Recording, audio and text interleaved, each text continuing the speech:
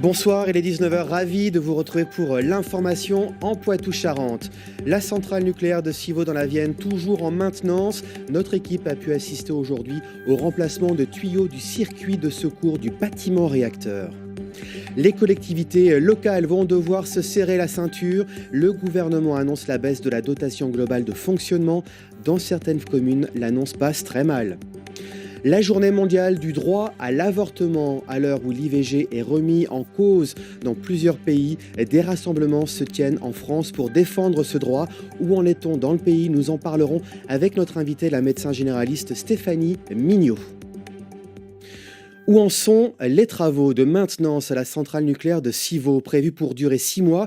Ils s'étalent désormais depuis 1 an. La découverte de micro-fissures a rallongé les opérations. Notre équipe a pu accéder à la centrale aujourd'hui. Reportage d'Antoine Morel et de Jérémy Leclanche. Une course contre la montre est engagée. Redémarrer le réacteur numéro 1 de la centrale de Civaux. Mais pour ça, il faut changer 50 mètres de tuyaux défectueux du circuit de secours de refroidissement du réacteur nucléaire.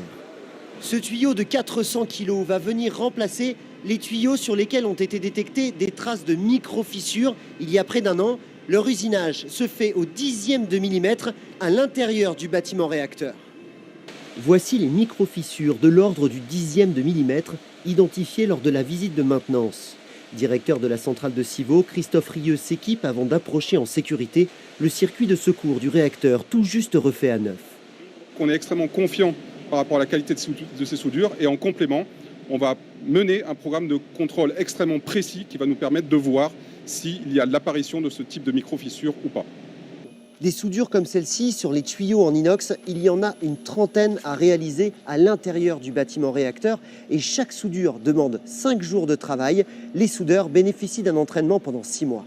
Cette société de la Drôme est spécialiste de la soudure automatique sous contrôle de l'œil humain. On est sur des circuits qui sont très importants et on n'a pas droit à l'erreur. Il faut fiabiliser au maximum, il faut beaucoup d'assiduité, beaucoup de concentration. Après des jours de soudure et plus d'1 an d'arrêt, la vapeur d'eau pourrait donc bien ressortir prochainement de la tour de refroidissement de Civaux. Nos équipes sont complètement mobilisées pour remettre nos 2 réacteurs sur le réseau pour cet hiver. Notre objectif, c'est de les remettre sur le réseau au courant du mois de janvier, et cet objectif est tenable.